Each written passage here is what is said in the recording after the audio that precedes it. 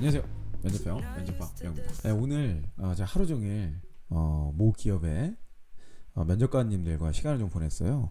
어떤 관점에서 평가를 해야 되냐, 그리고 이상한 질문 좀 하지 말자, 뭐 이런 걸로 많은 연습들 좀 했습니다. 그러다가 오늘 이 이야기는 여러분께 좀 꼭 드려야 될 것 같아서 제가 지금 솔직히 너무 힘든데 너무 피곤한데 당분간 제가 계속 기업의 이제 면접관분들 교육을 계속 잡혀 있어요. 그래서 피곤하긴 하지만 여러분께 제가 이런 이야기 좀 꼭 드려야겠다 생각이 들어서 카메라를 켰습니다. 그 종종 댓글에 이런 댓글이 보여요. 최근에 제가 댓글을 쭉 보다가 자기 스펙에 쫙 적어놓고 저는 뭐 대학 뭐 레벨 어떻고 뭐 학점 어떻고 뭐 이렇게 쫙쫙쫙 무슨 마치 뭐 이론처럼 마치 어떤 기준이 있는 것처럼 이 정도면 갈 수 있냐, 뭐 이런 이제 대화들이 심심찮게 진행되는 모습을 제가 보면서 그런 댓글들이 여러분들로 하여금 뭔가 잘못된 방법을 강산하고 있는 것 같다라는 생각이 들었어요. 근데 저는 사실 그게 좀 여러 가지 의미에서 조금 안 하는 게 오히려 낫다. 하는 게 나쁘다는 얘기는 아니지만 그걸 통해서 얻을 수 있는 게 무엇일까라는 생각이 가끔 들 때가 있어요. 여러분이 꼭 아셔야 될 포인트가 몇 가지 있는데, 그 첫 번째는 취업이라는 이 모든 과정에 있어서 평가 방식입니다. 취업은요, 절대 평가가 아니라 상대 평가예요. 물론 이제 회사마다 제가 있었던 이제 그룹도 절대 평가 방식을 할 때도 있었어요. 그렇지만 상당 부분 상대 평가를 하게 됩니다. TO를 결정하고 그 TO에 적합한 사람을, 더 적합한 사람을 뽑는 거죠. 그래서 여러분들이 아무리 나의 스펙을 평가를 받고 나는 이런 걸 갖고 있어요, 나를 뽑아주세요 얘기를 해도 사실 여러분보다 더 좋은 경험이 있고 좋은 관점이 있으면 그냥 그 사람 뽑게 되는 거예요. 취업은 절대 평가가 아니고 상대 평가이기 때문에 여러분만의 차별화된 경험을 갖고 있는 게 중요하다 라는 포인트, 이게 가장 중요한 것 같고요. 두 번째는 사실 이것만큼 중요한 건데, 실제로 면접관들은 여러분의 스펙에 그렇게 관심이 별로 없어요. 모르겠어요. 뭐 자소서 평가는 뭐 현직자들, 이게 다 주니어 레벨이죠. 뭐 그래봐야 입사한 3년차 5년차.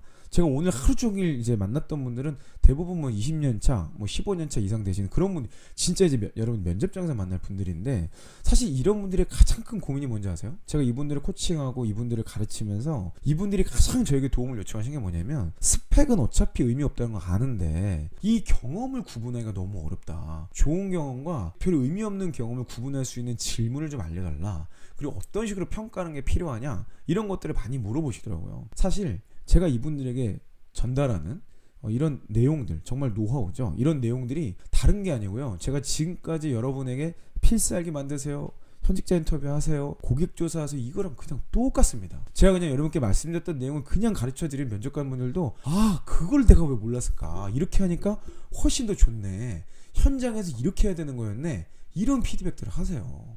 제가 이렇게 얘기하면 간혹 가다가 여러분들이 아니 내가 면접 볼 때는 내가 있었던 면접관님은 그렇지 않았는데요, 스펙 가지고 저를 막 뭐라 그러고 이것도 안 했어요 하면서 뭐라 그러는, 여러분 그런 몇몇 진짜 무례한 면접관님들로 일반화 시키지 마세요. 제가 면접관 교육할 때 꼭 무례한 면접관의 케이스를 찝어서 설명을 드려요. 그러면 이분들도 정말 공감 많이 하시더라고요. 여러분, 우리는요, 그런 면접관 한두 사례를 가지고 우리의 노력이나 우리의 전략을 맞추지 마시고 일반적으로 여러분을 잘 뽑고자 하는 그런 면접관 분들에게 일단 맞춰 놓으세요. 그리고 설령 그런 분들이 여러분을 디스하고 여러분들 힘들게 하더라도 결국엔 여러분을 평가해주는 사람은 올바른 관점을 가진 면접관들일 거예요. 다만 이 스펙에 대해서 우리가 뭐 이런 생각 정도로 점검은 하면 좋을 것 같아요. 나와 비슷한 직무, 비슷한 산업군, 비슷한 회사를 지원하는 경쟁자들이죠. 일종의 지원자들이 이런 것들 정도는 좀 갖고 있는 것 같더라, 이런 준비를 기본적으로 하고 있더라 정도에서 그냥 참고 정도를 한다는 그런 맥락에서 그냥 한번 보시면, 저는 솔직히 볼 필요도 없는 것 같은데 그래도 하도 여러분들이 불안해 하시니까 그 정도는 뭐 볼 수 있겠다, 그런 생각 정도는 들어요. 그래서 이거를 여러분들이 함께 스터디하거나 함께 준비하거나 이런 분들한테 뭐 확인차 한 번씩 좀 대화 나누는 거 정도는 괜찮지만, 불특정 다수에게 또는 막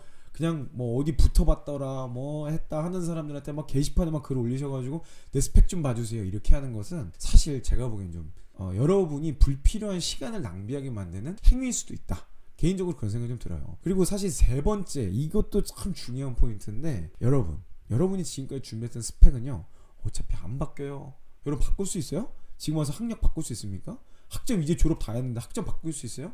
여러분 뭐 자격증 일부 토익점 조금 더 높일 수 있겠지만 그런 게 의미 없다는 거 이미 우리 다 알잖아요. 그죠?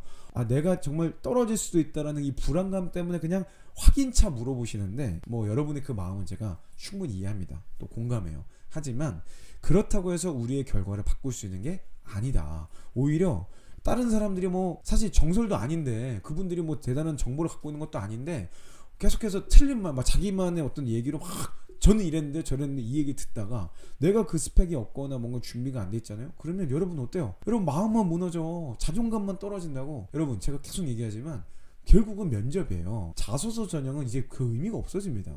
이거 다 다른 형태로 통합이 될 거예요. 그럼 결국 남는 건 면접인데 면접에서 정말 중요한 게 뭔지 아세요?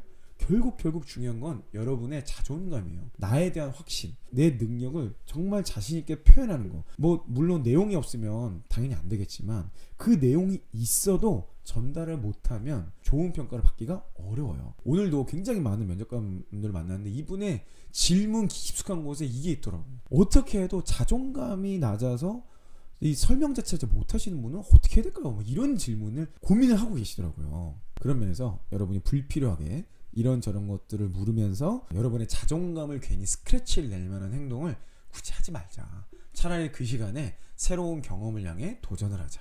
유사 경험, 성공 경험, 인사이트를 위해서 계속해서 공부하고 어쨌든 기회가 닿는 대로 도전하는 것이 가장 좋겠다라고 생각이 들어서 오늘 이 영상을 기획 됐습니다. 자, 앞으로도 저는 여러분 편에서 물론 제가 면접관 분들에게 여러 가지를 알려드리고 기업 고객도 요즘 많기 때문에 기업과 함께 여러 가지 일들을 하겠지만 저는 여러분 편에서 여러분이 정말 취업을 잘하고 이 나라 우리나라 대한민국의 올바른 채용 문화가 잡힐 수 있도록 제가 양쪽을 왔다 갔다 하면서 최선을 다하도록 하겠습니다. 모쪼록 힘내시고요. 계속해서 저와 함께 돌파해 보도록 합시다. 여러분 할 수 있어요. 자, 오늘의 결론. 내가 나를 안 믿는데 누가 나를 믿겠어요?